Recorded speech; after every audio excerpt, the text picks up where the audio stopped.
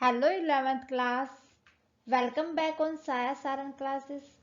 Student, मैं आपके सामने फिर हाजिर हूँ स्टैट की एक और न्यू क्लास के साथ। आज की क्लास स्टार्ट करने से पहले देख लेते हैं एक एनर्जी भरा motivational thought. There is a nothing impossible to they who will try.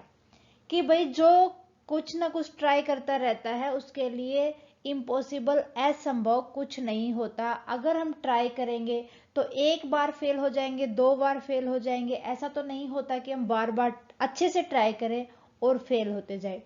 एक पॉइंट ऐसा आता है जब हम अच्छे से ट्राई करते हैं तो हम उस चीज के अंदर सक्सेस हो जाते हैं। तो जो ट्राई करता है उसके लिए इम्पॉसिबल कुछ नहीं होता, इसीलिए हमें ट्राई करते रहना चाहिए। अच्छे से आगे बढ़ने के लिए एक टाइम पर हम सक्सेस हो ही जाते हैं। ओके, सो इसी के साथ करते हैं आज की class start. 11th class. Previous class के अंदर हम डिस्कस कर रहे थे चैप्टर नंबर 7 कोरिलेशन को। स्टूडेंट, लास्ट 2 क्लासेस के अंदर हमने देखा था Pearson coefficient of correlation. Karl Pearson ने जो अपना कोफिशिएंट ऑफ कोरिलेशन दिया था उसका first method actual mean method हम डिस्कस कर चुके हैं। सो ये थी प्रीवियस क्लास की बात। आज की अगर हम बात करें, आज हम निकालना सीखेंगे coefficient of correlation by direct method. कि डायरेक्ट मेथड को यूज करके आपको कोफिशिएंट ऑफ कोरिलेशन निकालना है। उम्मीद है कि आपने प्रीवियस मेथड को अच्छे से कर लिया होगा, क्योंकि जहां पर आपको ये ना बता रखा हो कौन सा मेथड यूज करना है तो आपको एक्चुअल मीन मेथड ही यूज करना है, क्योंकि वो ही सबसे इजी भी होता है और इम्पोर्टेंट भी होता है। क्लियर है? सो देखते हैं डायरेक्ट मेथड। डायरेक्ट मेथड की अगर बात करें तो डायरेक्ट मेथड के अंदर हमें पढ़ना है student, coefficient of correlation mean R is equal to होता है N multiply sigma of X Y. तो यहां पर एन हमें पता है नंबर ऑफ ऑब्जर्वेशन होता है हमारे पास, एक यही तो होता है मैम, बड़ा इजी जो हर टाइम पर याद रहता है। उसके बाद लेना है हमें सिग्मा ऑफ एक्स वाई। पहले एक्स और वाई की हम मल्टीप्लाई कर लेंगे, फिर उनका सम ऑफ ले लेंगे, माइनस कर देंगे। देखो यहां पर सिग्मा ऑफ एक्स वाई था, यहां माइनस करना है हमें। पहले तो एक्स का सिग्मा निकालेंगे, सम ऑफ करेंगे, देन वाई का सम ऑफ करेंगे, इन दोनों के सम की फिर मल्टीप्लाई कर देंगे, इनका प्रोडक्ट ले लेंगे, उसको माइनस कर देंगे। ये थी नोमिनेटर के ऊपर की बात। अब बात करते हैं डिनोमिनेटर की। डिनोमिनेटर में आ जाएगा अंडर रूट एन इंटू में सिग्मा एक्स स्क्वेयर। पहले एक्स स्क्वेयर निकालना है हमें, फिर उसका सम ऑफ लेना है और मल्टीप्लाई करनी है विद नंबर ऑफ ऑब्जर्वेशन या एन, उसमें से माइनस कर देंगे। पहले हम सिग्मा एक्स जो हमने निकाला था ये सम ऑफ, अब ये इसका स्क्वेयर निकाल देंगे। ठीक है, यहां तक तो थी बात जो x हमारे पास वेरिएबल है उसकी। अब सेम चीज करनी है हमें और मल्टीप्लाई करना है y वेरिएबल के साथ। सबसे पहले तो हम n की मल्टीप्लाई करेंगे, पहले y स्क्वेयर निकालेंगे, y स्क्वेयर सिग्मा, y का स्क्वेयर कर देंगे, फिर उनका सम ऑफ कर लेंगे। पहले y का स्क्वेयर करना है, फिर सम ऑफ करना है यहां पर।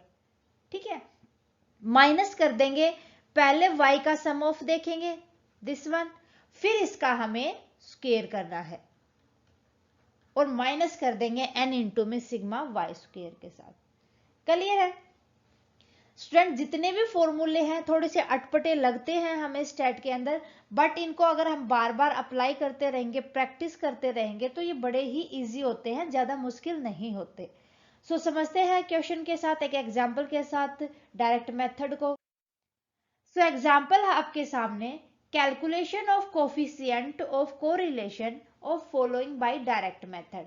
आपको कोफिशिएंट ऑफ कोरिलेशन निकालना है डायरेक्ट मेथड के द्वारा। ऑब्जर्वेशन दे रखी है आपको, x इज इक्वल टू है 12, 15, 18, 21, 24, 27, 30 और y है हमारे पास 6, x 8, 10, 12, 14, 16, 18।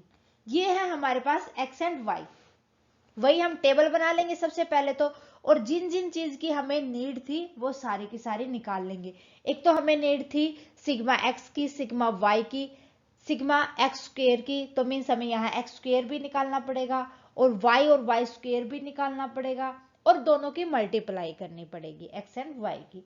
सो बेसिकली हमें मेन इन्हीं चीज की नीड है, तो टेबल के अकॉर्डिंग हम निकाल लेंगे। देखो पहले लिख लेते हैं एक्स। एक्स है हमारे पास 12, 15, 3 3 का डिफरेंस है, 18, 21, 24, 27, 30 एक्स है। एक्स के बाद हमें नीड है एक्स स्क्वेयर की। पहले कर लेंगे स्क्वेयर, पहले इनका सिग्मा करो। Sigma X is equal to हो जाएगा 7, 8, 15, 16, ये हो जाएगा हमारे पास 20, 27, 7, 1, 2, 3, 5, 7 और 3, 10, 12 और 2, 14, 147। अब करेंगे एक्स स्क्वेयर, क्योंकि एक्स स्क्वेयर की भी सिग्मा की भी नीड है और एक्स स्क्वेयर की भी नीड है हमें। 12 का स्क्वेयर आ जाएगा हमारे पास 144, 15 का आ जाएगा हमारे पास 225, 18 का आ जाएगा 324, 21 का आ जाएगा हमारे पास 441, 24 का आ जाएगा अब हमारे पास 576, 27 का आ जाएगा 729, 30 का आ जाएगा हमारे पास 900। क्लियर है? तो हमें अब एक्स स्क्वेयर सिग्मा की भी नीड होगी, कर लेते हैं इनका सम ऑफ। इनका सम ऑफ करेंगे तो आ जाएगा हमारे पास 3339। इनका टोटल सम ऑफ आ जाएगा 3339। ये था हमारे पास एक्स सीरीज। अब हमें लेना है वाई। वाई देख लेते हैं। वाई है हमारे पास 6, 8, 10, 12, 14, 16, 18। ठीक है, पहले इनका सम ऑफ देख लेंगे। Sigma of Y is equal to हो जाएगा, अगर इनको ऐड करेंगे तो ये आ जाएगा 84। ओके, फिर हमें नीड होगी वाई स्क्वेयर की। वाई स्क्वेयर और देख लेंगे। वाई स्क्वेयर आ जाएगा हमारे पास 6 का स्क्वेयर 36, 8 का 64, 10 का 100, 12 का 144, 14 का 196, 16 का हो जाएगा 256, 18 का हो जाएगा 324। और हमें नीड थी इसके सिग्मा की भी, सिग्मा ऑफ वाई स्क्वेयर।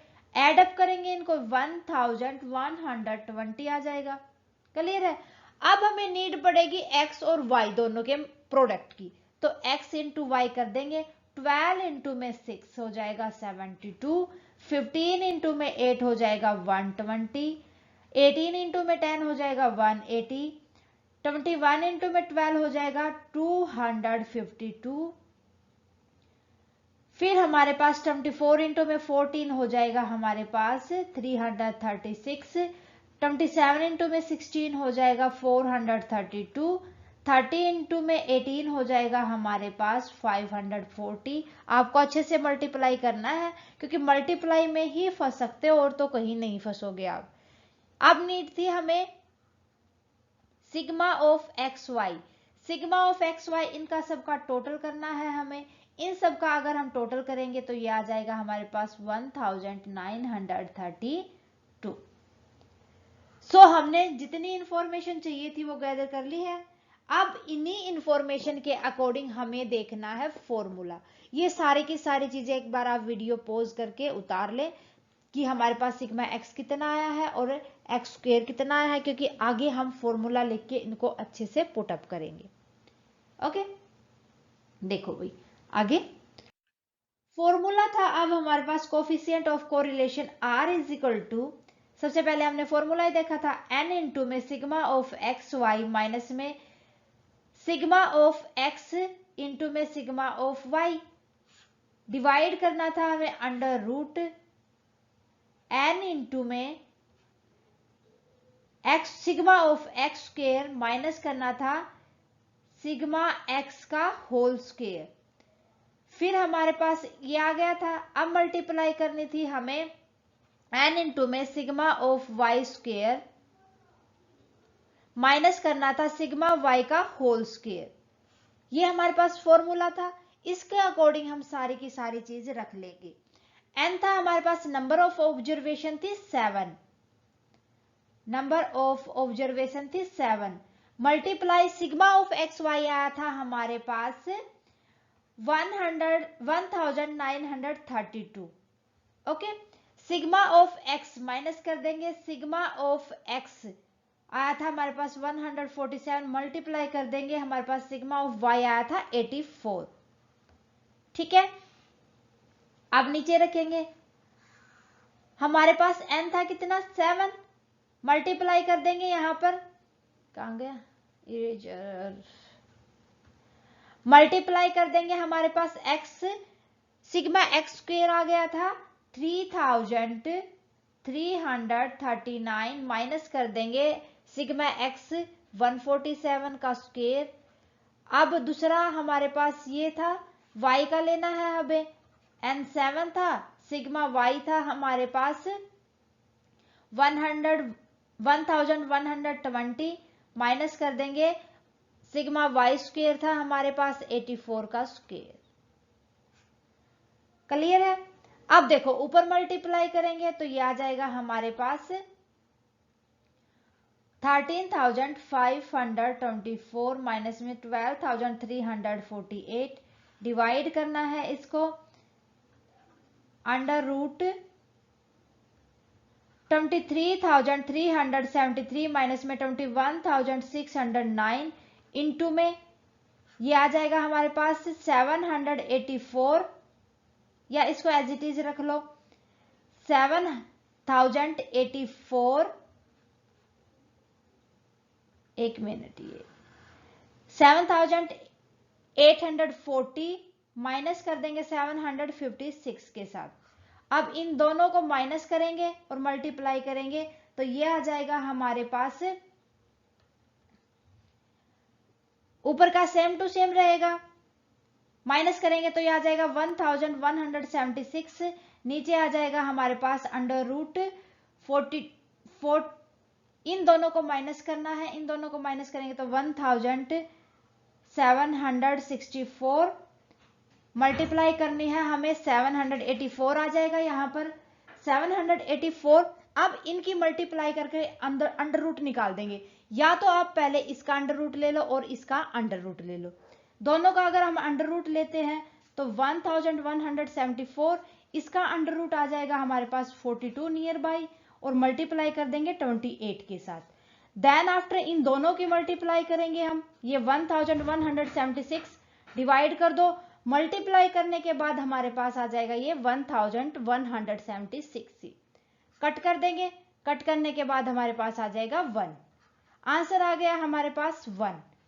तो हमें चाहिए क्या था, ये बताना था कोफिशिएंट ऑफ कोरिलेशन, हमारे पास आंसर 1 है, तो 1 आंसर के अकॉर्डिंग हमने कोफिशिएंट निकाल दिया, और 1 होता है हमारे पास कि जब दो वेरिएबल है उनके बीच में पॉजिटिव कोरिलेशन, तो 1 आ गया हमारे पास। तो आंसर हो जाएगा यहाँ पर कि जो वेरिएबल दे रखे हैं उनके बीच में हाई डिग्री का पॉजिटिव कोरिलेशन होगा। Okay, high degree positive correlation आ जाएगा। क्लियर है? ओके, सो मेरे ख्याल से आपको अच्छे से डायरेक्ट मेथड क्लियर हो गया होगा। फिर भी स्टूडेंट अगर कहीं कोई प्रॉब्लम लगती है प्लीज स्क्रीनशॉट लो, उसको उतारो रफ नोटबुक के अंदर, और जो मैंने आपको बोला है उसके अकॉर्डिंग आप मैच करते जाओ, क्या हमारा सही आया है या नहीं आया है। सो स्टूडेंट आज के लिए बस इतना ही, उम्मीद है कि आपको अच्छे से समझ आ गया होगा। नेक्स्ट क्लास के अंदर हम डिस्कस करेंगे step deviation method. Step deviation method भी हमारा थोड़ा सा लेंथी कंफ्यूजिंग हो सकता है लेकिन इजी बहुत होता है। ओके, सो स्टूडेंट क्लास कैसी लगी आप हमें कमेंट करके बताएं, अच्छी लगे तो प्लीज लाइक और शेयर करना ना भूले। स्टूडेंट कोई भी आपका डाउट है कमेंट सेक्शन में लिख दे, जितना जल्दी पॉसिबल होगा आपके डाउट के लिए हम डाउट क्लियर क्लास रखेंगे। थैंक यू स्टूडेंट, मिलते हैं नेक्स्ट क्लास में नेक्स्ट टॉपिक के साथ।